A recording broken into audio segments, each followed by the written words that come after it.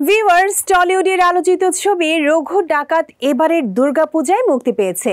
SVF ও দেব entertainment ভেঞ্চার্সের প্রযোজনায় ছবিটি পরিচালনা করেছেন ধ্রুব বন্দ্যোপাধ্যায়। ছবিটি প্রচারণায় দেবকে দেখা গেলেও ছবির প্রচার বা বিশেষ প্রদর্শনীর কোনোটিতেই দেখা যায়নি রুক্মিণী মৈত্রকে। বর্তমানে তিনি মুম্বাইয়ের কাজ নিয়ে ব্যস্ত।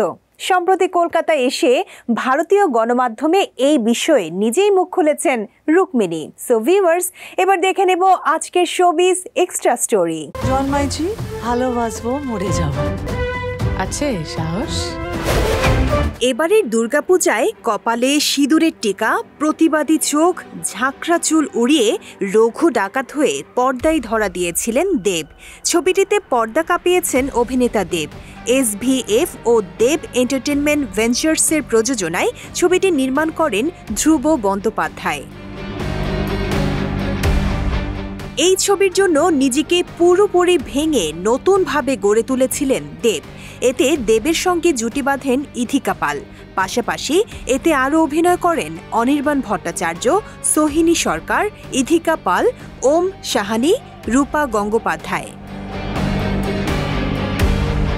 কিন্তু দেবের নতুন ছবি রঘু ডাকাত মুক্তির পর থেকে ছবির প্রচার বা বিশেষ প্রদর্শনীর কোনোটিতেই দেখা যায়নি রুক্মিণী মৈত্রকে। সম্প্রতি শহরের এক কালী পুজোর উদ্বোধনে যোগ দিতে ঝটিকা সফরে কলকাতায় এসেছিলেন রুক্মিণী। বর্তমানে মুম্বাইয়ের কাজ নিয়ে ব্যস্ত তিনি। জানা গেছে, রুক্মিণী কলকাতায় এসেছিলেন মাত্র একদিনের জন্য।